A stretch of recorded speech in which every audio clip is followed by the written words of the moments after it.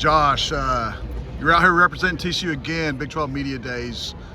Just talk about having the honor to come out and talk about TCU a little bit. Yeah, it means a lot. It's really cool to be able to represent the team and just be a spokesperson for the team, I guess. And it's cool experience. Love being out here. Glad it's in Frisco. It's a great setup, close to TCU, so it makes it nice. But it's been a great time and just enjoyed it. You missed last spring with a little bit of an injury. Obviously, been healthy this year and gotten to participate in everything. How big of a difference has that been for you to go through everything with the team this year? Yeah, it's been big. Anytime you get to get more reps in spring where you're not actually playing, and playing live reps, getting hit, it's awesome. It gives you a chance to really learn and keep getting better on certain things, being intentional. So I feel like it really clicked for me this spring. Had some things really click, just decision making, comfort in the offense, and so I think I'm going to carry that into next season and kind of carry that momentum we had in the back half into next year. You obviously had an incredible season statistically, throwing the ball. What do you think is the next evolution that you need to take in order for TCU to reach its goals as a team?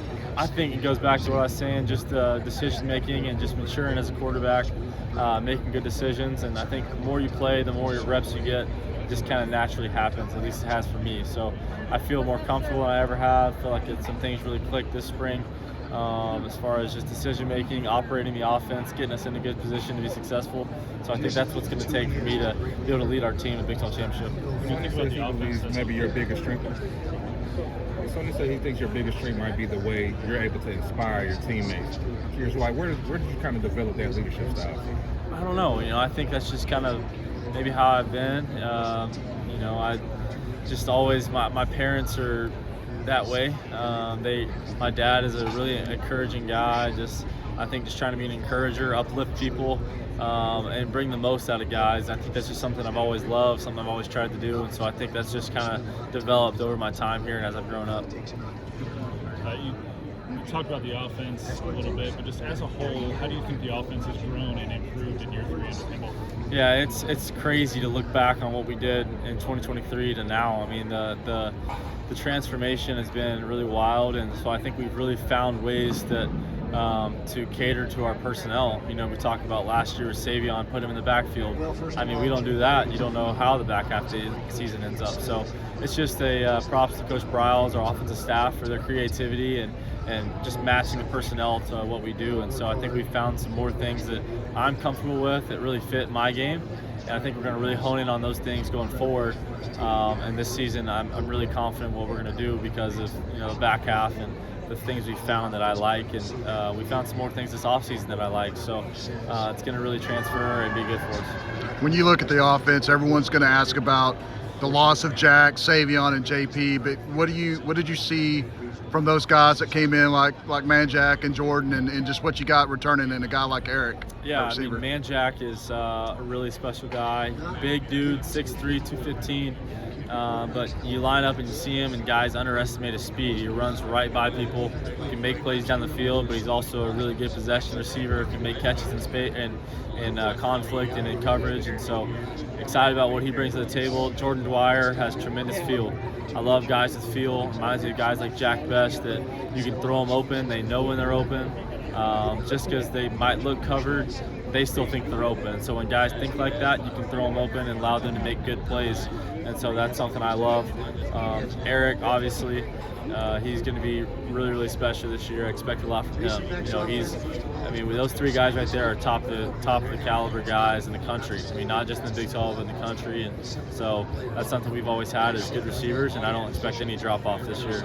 You mentioned Savion in the backfield, and he kind of bailed out a running game that had been struggling to that point. What have you seen in the offseason through spring ball that you think will help that you guys not be a one-dimensional offense or not need to use a wildcat scenario? Well, we found some runs that we really like. We found some things that fit our offensive line and what they do best, and so we've had some new faces come in and kind of change a little bit of what we do, and so I think that's been a big help for us.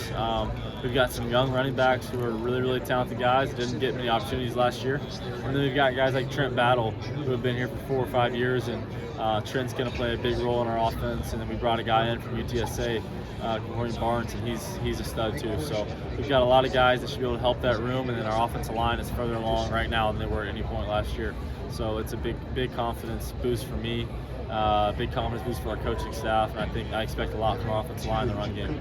Do you think that you will be a bigger part of that run game? You're not a guy that takes off a ton, but you have that ability. Is that in the game plan going forward? Yeah, I mean, I don't know if it's necessarily like designed quarterback runs. I don't think that's really my game, but there is going to be times where I take off and run, and I've done that, and I think it's something I can continue to work on, and it's just going to happen naturally. The more you're comfortable with the game, the more comfortable with the offense, you're going to start seeing things, taking off, getting first downs, and that's something that I can surely do and something that I'm going to have to do for our offense to continue to be successful and give us true looks on defense. So that's something that I worked on. It's something I did better in the spring, and I think there'll be times where I take off, go get first downs, and do stuff like that to keep it honest. Josh, you got You talked about the defense for a second. It's year 2 under Andy Avalos on that side of the ball. They return a lot of veteran talent. What growth have you seen from that side of the ball this year? Lots of growth on the D-line. I mean, those guys in spring were getting after it.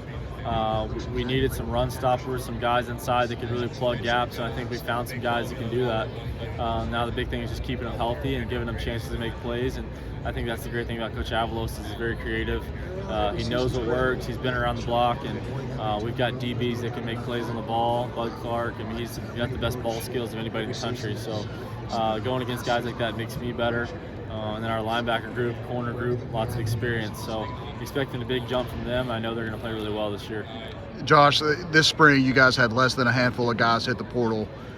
From a player perspective, what is it about TCU that is making guys stay? That they don't want to go elsewhere? Yeah, I mean, guys don't transfer unless they have to. You know, I mean, it's such a great place.